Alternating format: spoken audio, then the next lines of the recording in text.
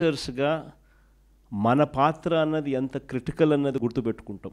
కారణం ఏంటంటే మనం మార్చకపోతే ఈ వ్యవస్థ మారదు.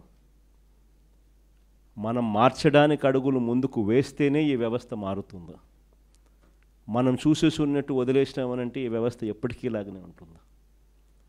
మొట్టమొదటిసారిగా అడుగులు పడింది నిజంగా మన టైంలో పడ్డాయని చెప్పి మాత్రం నేను గర్వంగా చెప్పగలుగుతాను. ఎందుకంటే ప్రతి అడుగు కూడా ఫస్ట్ క్లాస్ చదువుతా ఉన్న పిల్లోడి దగ్గర నుంచి కేజీ నుంచి పీజీ దాకా, కేజీ నుంచి ఆ పిల్లాడు గ్రాడ్యుయేషన్ అయ్యేదాకా ఆ పిల్లాడికి ఎలాంటి చదువులు ఉండాలి, ఎలాంటి భావితరంతో తాను పోటీ పడే పరిస్థితి వస్తుంది, ఆ పోటీలో తాను ఎలా నిలబడగలుగుతాడు, ఆ పోటీలో తాను నిలబడమే కాకుండా ఆ పోటీలో తాను విజయం సాధించాలి అని చెప్పి ఆలోచన చేసిన వ్యక్తులము ఒక్క వైఎస్ఆర్సీపీ ప్రభుత్వంలో మన హయాంలో మాత్రమే జరిగింది. మామూలుగా స్టూడెంట్స్ గురించి ఏ నాయకుడు, ఏ రాజకీయ నాయకుడు ఆలోచన చేయడు, ఎందుకంటే వాళ్ళకు ఓటు హక్కు లేదు కదా అనేది ఫస్ట్.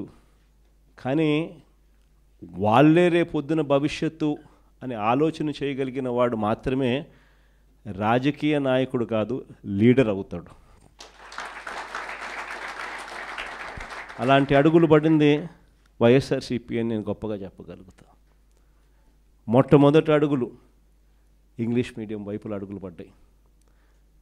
బడులు మార్చాలి, గవర్నమెంట్ బడులలో చదివే పిల్లలు కాంపిటేటివ్గా ఒక ఆస్పిరేషన్గా ఎవరైనా కూడా why should anybody go to Narayana, why should anybody go to Chaitanya, why should anybody go to any private పెద్ద స్కూలు. మన గవర్నమెంట్ స్కూళ్ళు ఎందుకు అలా లేవు, మన గవర్నమెంట్ స్కూళ్ళు ఎందుకు ప్రైవేట్ స్కూళ్ళతో పోటీ పడే పరిస్థితి ఎందుకు లేదు, గవర్నమెంట్ స్కూళ్ళ ప్రైవేట్ స్కూళ్ళతో పోటీ పడే పరిస్థితి వచ్చినప్పుడు, లేదా ప్రైవేట్ స్కూల్సే గవర్నమెంట్ స్కూల్స్తో పోటీ పడే పరిస్థితి తీసుకొచ్చినప్పుడు అప్పుడు పేదవాడి జీవితం బాగుపడుతుంది అన్నది మొట్టమొదటి సీడ్ అక్కడి నుంచి పడింది. ఆ సీడ్లో భాగంగా వేగంగా అడుగులు మార్చాం. మొట్టమొదటిసారిగా ఇంగ్లీష్ మీడియం తీసుకొచ్చాం. Mandatory English medium, compulsory English medium స్కూల్స్గా ఇంగ్లీష్ మీడియం స్కూల్స్ మార్చాం.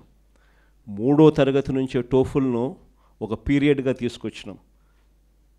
3వ తరగతి నుంచే సబ్జెక్ట్ టీచర్ కాన్సెప్ట్స్ని తీసుకొచ్చినాం. ప్రతి పిల్లాడి చేతిలోనూ ఆక్స్ఫర్డ్ డిక్షనరీ కూడా బుక్కులతో పాటు ఇచ్చినాం, తెలుగు టు ఇంగ్లీష్ ట్రాన్స్లేషన్కు ఫెసిలిటేట్ చేస్తూ.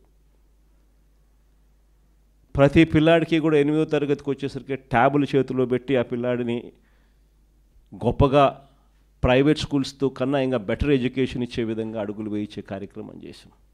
ఇంగ్లీష్ మీడియం కాదు, సిబిఎస్ఈ కాదు, ఏకంగా ఐబీని తీసుకొచ్చి మన గవర్నమెంట్ స్కూల్లో మన పిల్లలకు పరిచయం చేసినాం.